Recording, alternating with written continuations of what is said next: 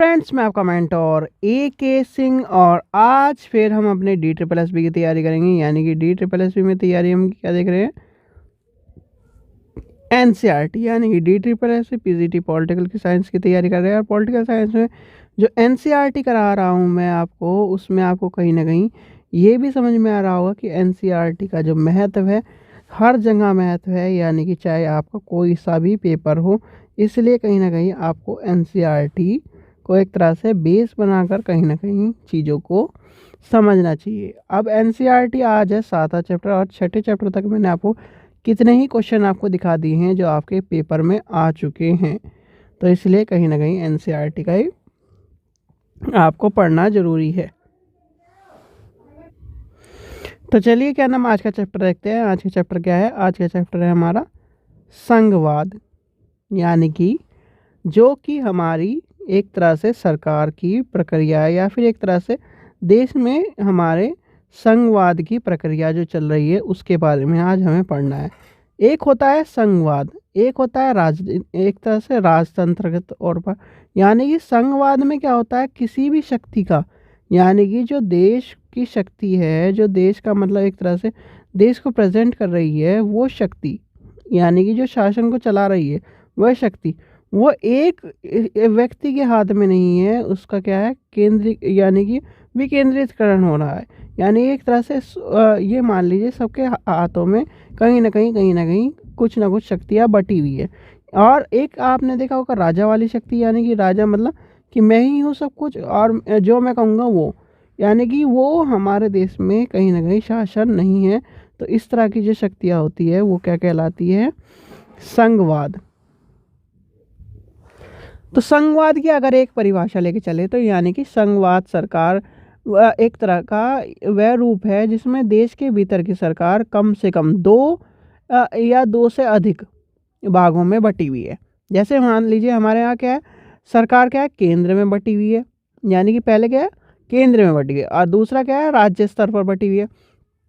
तो वो क्या करती है, यानी कि एक तरह से वो कहीं ना कहीं स्थिति क्या है, संघवाद की स्थिति को प्रेजेंट करती है। यानी केंद्र और राज्य के बीच में मध्य अधिकारों के वितरण के रूप में परिभाषित किए गए हैं। एक तरह से ये क्या है, जैसे मान लीजिए किसी भी व्यक्ति के हाथ में एक, यानी कि एक, वो ये नहीं कह सकता कि मेरे हाथ में ये है शक्ति है सारी और मैं जो कहूँगा वो कहूँगा। तो ये कहीं ना कहीं इस चैप्टर में बताया गया है। सीधे सीधे ये संघवाद में हमें क्या पता होना चाहिए, सीधे सीधे 3-4 चीज़ें पता होनी चाहिए।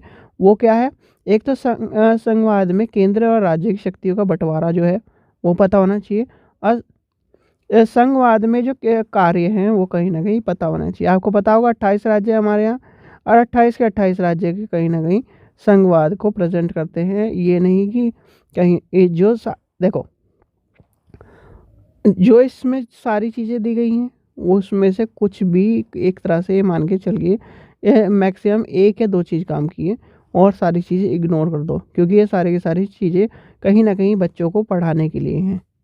ठीक है, हमारे लिए सिर्फ और सिर्फ संघवाद वाले चैप्टर में जो चीज़ है वो एक तो संघवाद का जो बंटवारा है वो किस किस तरह से कहीं ना कहीं किस तरह से प्रेजेंट हो रहा है। हाँ सॉरी, एक चीज़ और मैं बताना भूल गया।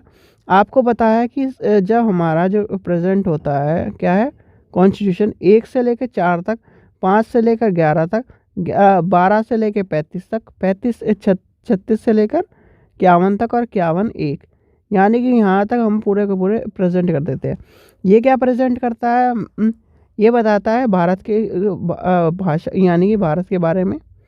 यानी भारत अथवा अर्थात इंडिया राज्य का संघ है, यानी कि यूनियन है। अब राज्य शब्द जो आ रहा है, राज्य का संघ जो है, राज्य का संघ जब आप एक तरह से पॉलिटिकल में पढ़ोगे तो राज्य यानी कि देश की जगह राज्य कहा जाता है। ये सबको टर्म पता होगी कि देश की जगह, यानी कि देश वर्ड जो है या फिर एक तरह से कंट्री वर्ड जो है वो नहीं यूज़ होता। वहाँ पर क्या होता है, यानी कि यूनियन, यूनियन ऑफ स्टेट इसलिए कहा जाता है। जैसे आपने कहीं ना कहीं एक तरह से अमेरिका में भी पढ़ा होगा, union state, state, American state, इस तरह से प्रेजेंट होता है, यूनियन ऑफ अमेरिका इस तरह से प्रेजेंट होता है। क्यों प्रेजेंट होता है? तो कहीं ना कहीं वो जब हम पॉलिटिकल में पढ़ते हैं तो पॉलिटिकल में हम देश की जगह राज्य मतलब देश वर्ड नहीं राज्य को प्रेजेंट करते हैं। ठीक है, ये आपको पता होगा। दूसरा क्या कहता है, राज्य और उनके राज्य क्षेत्र में वह होगा जो पहले से यानी पहली सूची में दिया गया है। एक तरह से ये कहीं ना कहीं हमारे क्या करता है, 1 से 4 तक हमारे देश में जो चीज़ें हैं वो हमारे देश को बताती है, यानी कि फेडरलिज्म के बारे में बताती है, यानी कि यूनियन के बारे में बताती है। ये क्या बताती है? नागरिकता बताती है, हमारे क्या बताती है? अधिकार बताती है, क्या डीपीएससी बताती है, और ये क्या हमारे क्या बताती है? हमारी मौलिक कर्तव्य। तो ये भी कहीं ना कहीं पता होना चाहिए। मैक्सिमम इसमें से कुछ भी में अगर एक शब्द में कहूँ तो एक इस चैप्टर में से कुछ भी नहीं आना। ठीक है, इस चैप्टर में से कुछ भी नहीं आना। तो अगर मैक्सिमम अगर देखा जाए तो यही पूछा जाता है कि जो पहला अनुच्छेद है और शक्तियों के बारे में। शक्तियाँ मैं आपको बता देता हूँ। देखिए, भारत के संविधान में क्या है? संघ सूची, राज्य सूची या समृद्धि सूची, ये जो आपको पता होना। संघ सूची क्या है, राज्य सूची क्या है, और समृद्धि सूची क्या है। अब आपसे एक क्वेश्चन पूछ लिया जाएगा, निम्नलिखित में से कौन राज्य सूची में, कौन समृद्धि सूची में, और कौन संघ सूची में, ये आपसे पूछा जाएगा। इसमें शामिल कौन सा है? प्रतिरक्षा, परमाणु ऊर्जा, विदेशी मामले, युद्ध शांति, बैंकिंग, रेलवे, डाक तार, वायुसेना, बंदरगाह, विदेशी व्यापार और मुद्रा। ये क्या है? यानी कि ये क्या, एक तरह से सीधे सीधे में अगर आपको बिल्कुल आसान शब्द में कहूँ, जो पूरे देश को प्रेजेंट कर रही है, जितनी भी चीज़ें हैं पूरे देश को प्रेजेंट कर रही है। यानी कि हमारी सेना जो है पूरे देश को प्रेजेंट कर रही है। हमारी जो क्या है, एक तरह से परमाणु ऊर्जा है, वो पूरे देश को प्रेजेंट कर रही है। युद्ध और शांति को बनाए रखने के लिए पूरा देश प्रेजेंट हो रहा है। तो क्या हो गया? वो संघ सूची हो गया आसान शब्दों में। राज्य सूची यानी कि यूपी पुलिस, एमपी पुलिस, ये क्या है? पुलिस क्या प्रेजेंट कर रही है? राज्य को प्रेजेंट कर रही है। भारतीय कृषि नहीं कहा जाता कभी भी, एमपी कृषि, उत्तर प्रदेश कृषि मंत्रालय, इस तरह कहा जाता है। जल खान, ये क्या है? भूमि। शराब, शराब क्या है? आपने देखा होगा कि दिल्ली में इतनी की, यहाँ पर इतने की है, यहाँ पर इतने की, तो क्या है? शराब। ठीक है, वाणिज्य व्यापार, पशुपालन, क्या है? पशुओं के लिए अलग अलग कानून कराए गए हैं। सार्वजनिक स्वास्थ्य, स्थानीय शासन, ये कहीं ना कहीं ये क्या है? ये राज्य को प्रेजेंट करते हैं। ठीक है, अब आता है समृद्धि सूची में। समृद्धि सूची में क्या आता है? शिक्षा, कृषि भूमि के अतिरिक्त किसी अन्य संपद, यानी कि वन, मजदूरी संघ, यानी मजदूर संघ क्या है? आपको 10 दिसंबर की कहानी पता होगा। ठीक है,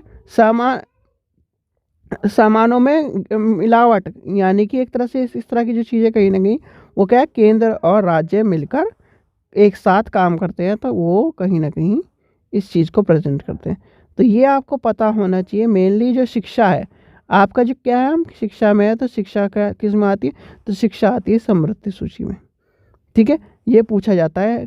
तो कहीं ना कहीं ये भी मेरे अभी ध्यान में आया कि ये वाला जो क्वेश्चन है ये कई बार आ चुका है। तो शिक्षा किस में आता है? शिक्षा आपका समृद्धि सूची में आता है, तो आपको पता होना चाहिए। चलिए आगे चलते हैं और देखते हैं इसमें कौन सा चैप्टर, क्या चीज़ इंपॉर्टेंट है।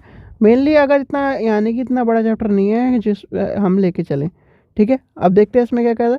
257, प्रत्येक राज्य के कार्यपालिका शक्ति का इस प्रकार प्रयोग किया जाता है जिसमें संघ की कार्यपालिका शक्ति के प्रयोग के अड़चन ना हो या उसे कोई भी प्रतिकूल प्रभाव ना पड़े। संघ कार्यपालिका शक्ति का विस्तार किसी राज्य को ऐसे निर्देश देने तक होगा जो भारत की सरकार का प्रयोजन के लिए आवश्यक प्राण प्रति है।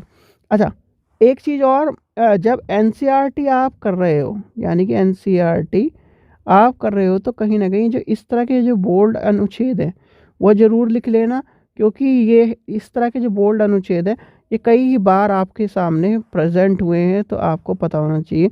पॉलिटिकल के पेपर में अनुच्छेद का खेल है, और अनुच्छेद अगर आपको नहीं पता तो कहीं ना कहीं ये मान लीजिए बुरा हाल हो जाता है।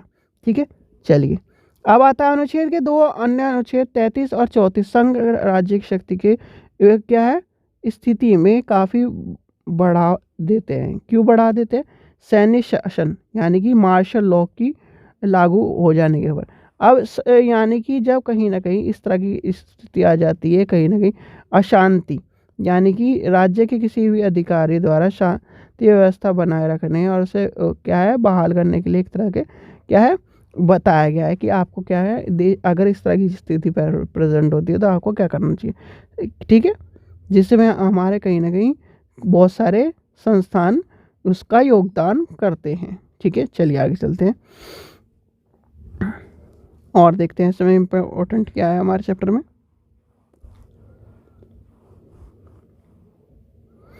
अच्छा, राज्य और यानी कि राज्यपाल की भूमिका और राष्ट्रपति की भूमिका।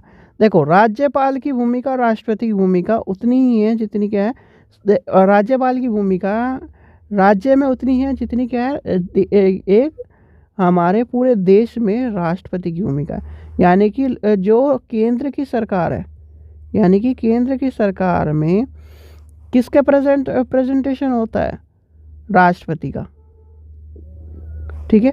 और राज्य की सरकार में किसका प्रेजेंटेशन होता है, राज्यपाल का, ठीक है।